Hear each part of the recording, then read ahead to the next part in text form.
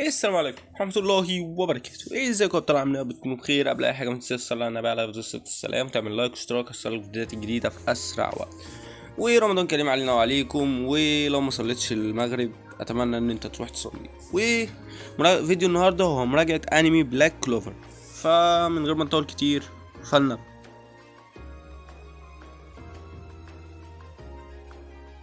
نزل الانمي اول مرة سنة 2017 يوم 3 شهر 10 ولحد يوم 30/3/2021. ومدة الحلقة من 24 دقيقة ل 25 دقيقة. ونوع الانمي اكشن وخيال وكوميدي والشونين.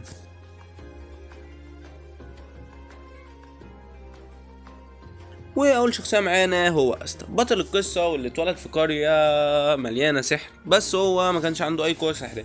بس استا كان عنده عزيمه كبيره جدا، وكان شخصيته ان هو عندي ومزعج، بس بيحب اصحابه جدا، وكان عنده اراده اكبر مما تتخيل. وقد تقييم الشخصيه هو 9/10. وتاني شخصية معانا هو يونو، وكان صاحب استا واللي اتربى معاه في نفس الكنيسة، عشان هما الاتنين اصلا تم التخلي عنهم في نفس اليوم حرفيا. وتقييمي طبعا لشخصية يونو، واللي هو كان جامد قوي وحرفيا كان جامد فشخ. تقييمي لشخصيته هو 9/10 برضه. اصل ايش. وتالت شخصية معانا هي نويل سيلفا، وكانت أميرة من عيلة نبيلة، وكان في فريق السيران السوداء عشان كان عندها قوة سحر كبيرة جدا جدا مش عارفة تسيطر عليها. وطبعا اتعرفت بقى على استا والكلام دوت. وتقييمي للشخصية هو 9/10. والشخصية اللي بعد كده معانا هو يامي، ويامي كان قائد فريق السيرين السود، وكان ساحر قوي جدا جدا، وكان عنده قوة سحرية اللي هي سحر الظلام. وتقييم الشخصية انه قائد عظيم بصراحة، 9/10.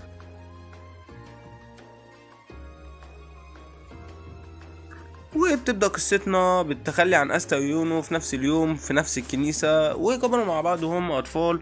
اتعرفوا على لقب ملك السحر، وكان بيدوا لأقوى ساحر في المملكة، ووعدوا بعض إن هم هيتنافسوا ضد بعض على منصب ملك السحر. وبعد مرور الوقت بيكبر استا ويونو، وبيكونوا في فرق شاسع جدا جدا جدا واضح ما بين قوة الاتنين. حرفيا ده كان بيقدر يستخدم السحر، وده لا.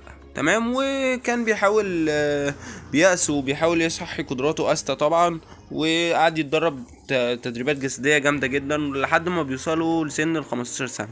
بياخد طبعا يونو ورقة برسيم ب4 أوراق، انا مسميها كده. تمام.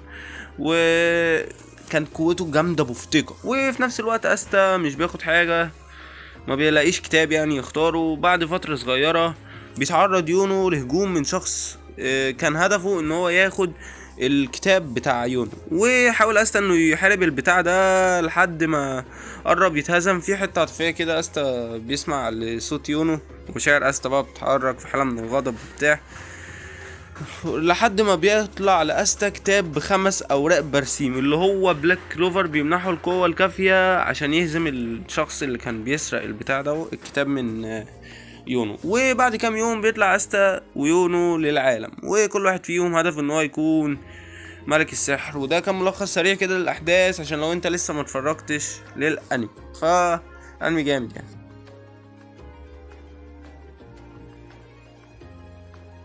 ومميزات الانمي بقى القصة المثيرة جدا والمليانة بالمغامرات والتحديات، وشخصياتها متنوعة جدا، كل شخصية، والرسوم والتحريك والمؤثرات الصوتية اللي كانت جامدة جدا، والفكاهة والكوميدية دي كانت اهم حاجة حرفيا الانمي يعني. وده اللي زد الانمي توازن عشان ما يكونش كل حاجة اكشن. فاهمين قصدي؟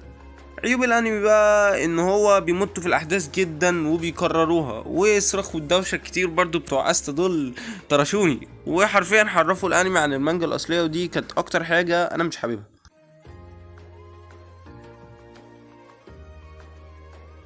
وها نحن مع اهم حته بالنسبه لي في الانمي، وهي تقييمي للانمي.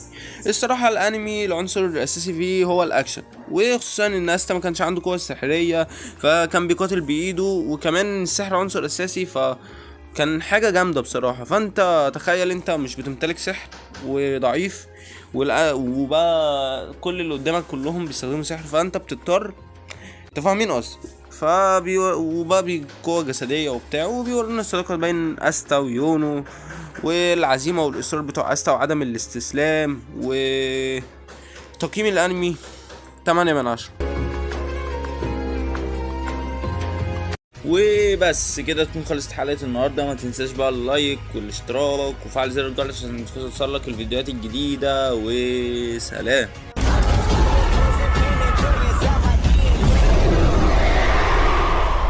神羅転生